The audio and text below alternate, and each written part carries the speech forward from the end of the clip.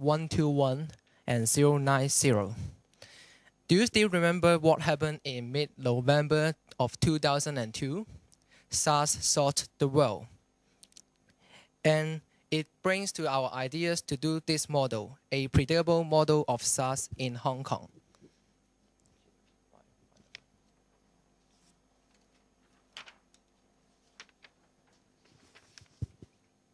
Before starting this project, we have did some research on SARS. We asked Professor Robert Miller to give us some suggestions so that we can have some guideline to do this project. Before we start the approach, we found that the Malthus rate model can't apply to the cases of SARS, so we need to think of another one by ourselves. With the help of Professor Miller, our project can be carried out successfully.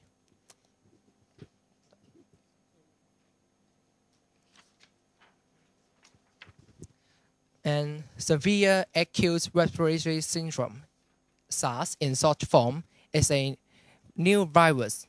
It quickly spread from the Guangdong province to the west of China and to the world, and it brought many bad influence to our society by threatening people's lives and economy of region.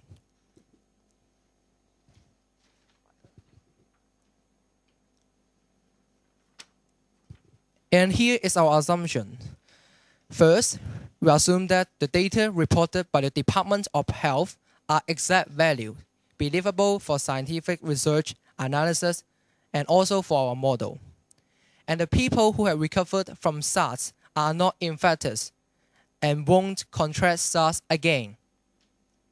And the dead body are treated so they won't become a source of future infection. And lastly, all the infected people have the same possibility of spreading the disease.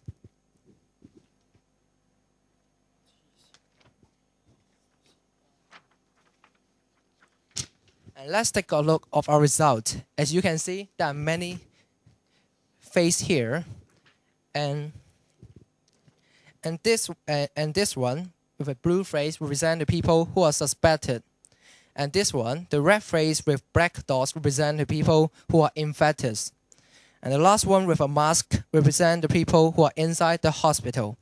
And the first row it shows 3 types of people on the first day, and the second row shows the 3 types of people on the second day. So there is N day and N plus 1 on the right hand side.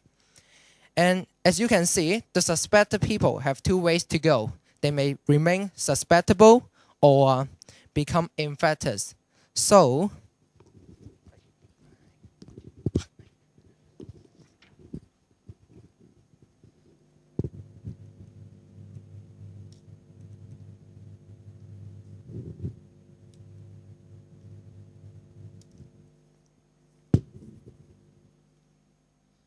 Sn plus 1 is equal to Sn minus Rsnin, and so on. And finally, they have only 3 consequences. And they may remain in hospital, or recovered, or are dead. So Rn is equal to H plus G plus D.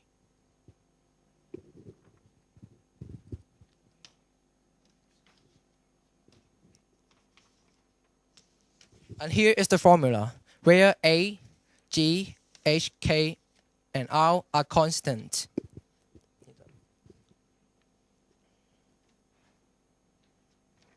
And this shows how we calculate the least square error by the difference between the simulated data and the given data. You can see there's a variable with a star is the given the data by the Department of Health.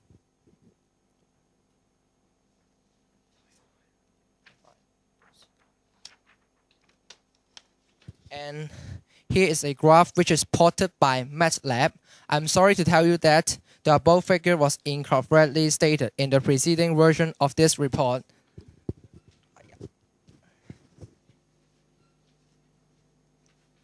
These two should be interchanged.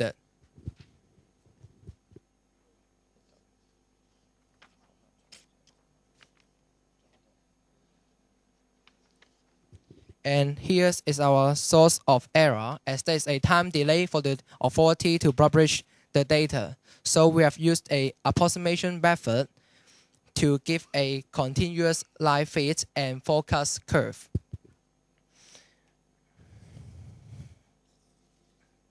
And different people at different time have different possibility of contracting the disease. There may be some incorrect samples or uncertain sources. For example, the healthcare workers, because they need to face the patients all the time, so they may contract the disease easily. And when SARS appear, the public don't have much attention to the disease, so the infectivity is very high at the earlier stages. But the infection rate decreased due to the increasing public awareness at the succeeding stages. And there are some special incidents, for example, the Queen Mary Hospital, which create more infected cases than the average rate. And we assume that all infected people have the same possibility of spreading the disease. However, for those who have been isolated, they should have a lower rate of transmissions. And different places have different social levels. So they have a different medical system. So there is a difference difference in situations among the countries and cities.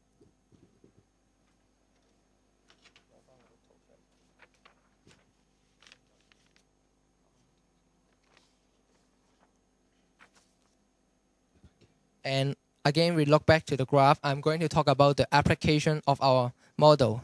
As you can see, our model is consistent to the given the value. So we just only use the 5-day to predict the trends of the infection. So if there's a new disease to break out, we can have a better prevention, and our medical system can have another weapon to fight against the disease.